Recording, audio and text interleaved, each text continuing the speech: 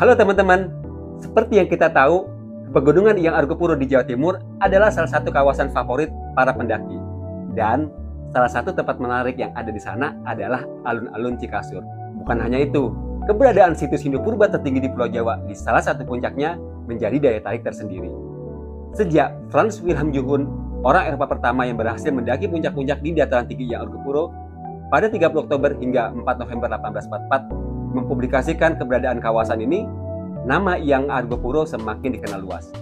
Tapi, tahukah kamu siapa orang pertama yang berhasil mendaratkan pesawatnya di lapangan terbang alun-alun Cikasur pada tahun 1935? Lapangan terbang ini sendiri dibangun oleh Tuan A.J.M. Ledebur, pemilik konsesi lahan di dataran tinggi Iyang Argopuro. Dan cerita keberhasilan serta pendaratan bersejarah tersebut bahkan menjadi sorotan berbagai surat kabar berbahasa Belanda pada saat itu. Penasaran dengan kisahnya? Yuk, kita simak bareng-bareng. Surat kabar Batavia Newsblad Selasa 28 Mei 1935 menuliskan, pada hari Selasa yang lalu, 21 Mei 1935, seperti diberitakan melalui telegram, untuk pertama kalinya dalam sejarah sebuah pesawat mendarat di dataran tinggi Iyang. Tuan G. de Sturler, seorang penerbang olahraga terkenal dari Surabaya, adalah orang yang berhasil melakukan pencapaian luar biasa ini. Surat kabar Surabaya Handelsblad melaporkan tentang penerbangan ini pada 24 Mei 1935. Ia lepas landas dari lapangan terbang Darmo pada pukul 7 pagi dengan pesawat de Havilland Mod mengambil jalur memutar melalui Tretes agar keluarganya bisa melambaikan tangan kepadanya, dan dengan anggun mendarat di dataran tinggi Iyang pada pukul 8.15, disambut dengan penuh semangat oleh dua orang Eropa yang tinggal di sana. Sudah tentu setelah kembalinya ke Surabaya dengan selamat, kami segera menemui Tuan de Sturler untuk menanyakan pengalamannya. Demikian laporan surat kabar tersebut. Sang penerbang tampak sehat dan ceria serta langsung bersedia diwawancarai. Bagaimana ia bisa melakukan penerbangan ini? Begini ceritanya. Tuan Ledebur yang terkenal dengan perburuannya terhadap harimau memiliki tanah konsesi yang luas di dataran tinggi Iyang dan telah membangun sebuah lapangan terbang di sana. Dia menciptakan lapangan yang sangat rata, benar-benar lapangan terbang yang ideal, bahkan jauh lebih baik dibandingkan banyak tempat lain. Ukurannya lebar 100 meter dan panjang 900 meter. Karena angin selalu bertiup sepanjang landasan, pendaratan dan lepas landas menjadi lebih mudah. Setidaknya jika lapangan terbang itu bisa ditemukan, tetapi itu cerita lain. Tuan de Sturler adalah orang pertama yang mencoba mendarat di lapangan terbang tersebut. Meski akhirnya sukses, bukan berarti perjalanan itu mudah. Semuanya berjalan lancar hingga Probolinggo. Tetapi setelah itu awan mulai mengganggu. Awalnya ia terbang di ketinggian 1.500 kaki, tapi setelah Probolinggo ia terus naik untuk menghindari awan. Ketika kira-kira sudah sampai di dataran tinggi Iyang, ia berada di ketinggian 12.000 kaki dan tidak bisa melihat apapun di bawahnya karena awan tebal. Ia mengira udara dingin masih bisa ditahan karena sudah mengenakan jaket wol dan sweater, tetapi ternyata dugaannya itu salah.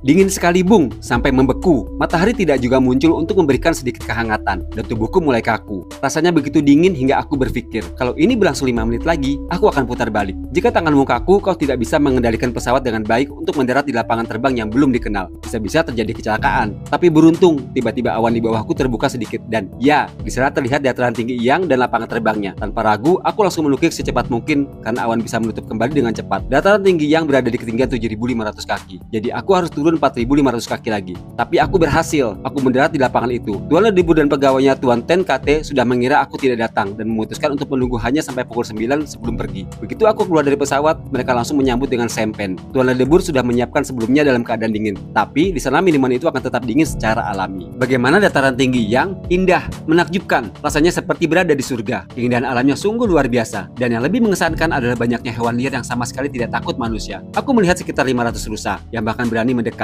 Ada juga burung merak dan babi hutan, semuanya hidup berdampingan. Tuan Ledebur hanya menembak rusa yang sudah tua agar populasi mereka tetap sehat. Ia juga sangat bertekad untuk memberantas anjing liar. Anjing-anjing itu membunuh seekor rusa, hanya memakan sebagian kecil dagingnya, lalu berburu lagi. Tuan Ledebur bahkan menawarkan hadiah 25 gulden untuk setiap anjing liar yang dibunuh. Pegawai sebelumnya pernah mendapatkan 2.800 gulden dalam setahun hanya dengan berburu anjing liar. Iklimnya juga luar biasa.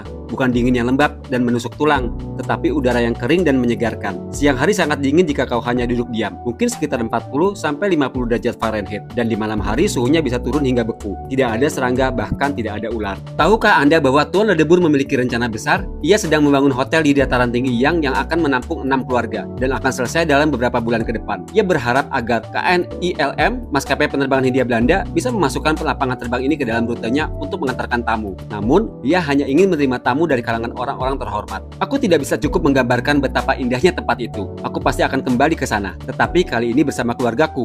Di Di sana juga terdapat peninggalan dari zaman Hindu, termasuk jalan kuno yang dibangun oleh orang-orang Hindu. Bayangkan, dataran tinggi ini memiliki luas sekitar 600 km persegi. Saat aku mendarat, aku melihat bendera Belanda berkibar di rumah Tuan Tenkate, yang sekaligus menjadi penanda arah angin. Perjalanan pulang juga penuh ketegangan. Lepas landas berjalan lancar, tapi begitu meninggalkan dataran tinggi, mesin pesawat mulai tersendat. Bisa dibayangkan betapa paniknya aku. Di bawah hanya ada jurang yang dalam. Lebih baik tidak melihatnya sama sekali. Jika mesinnya mati, aku tidak bisa kembali ke dataran tinggi karena butuh ketinggian lebih. Sendirian dalam situasi seperti itu sangat menegangkan. Jika ada teman, setidaknya bisa saling menyemangati. Aku mencoba kembali ke dataran tinggi secepat mungkin dan berhasil. Saat berputar di atasnya, aku baru menyadari penyebab masalah ini. Aku lupa membuka katup udara untuk ketinggian. Itulah yang membuat mesin tersendat. Begitu aku memperbaikinya, perjalanan pulang ke Surabaya hanya memakan waktu 50 menit. Apakah pesawatnya bekerja dengan baik? Sangat baik. Namun untuk penerbangan seperti ini, pesawat harus benar-benar berkualitas. Di ketinggian, udara lebih tipis dan daya mesin berkurang sekitar 30%. Kecepatan pendaratan juga lebih tinggi.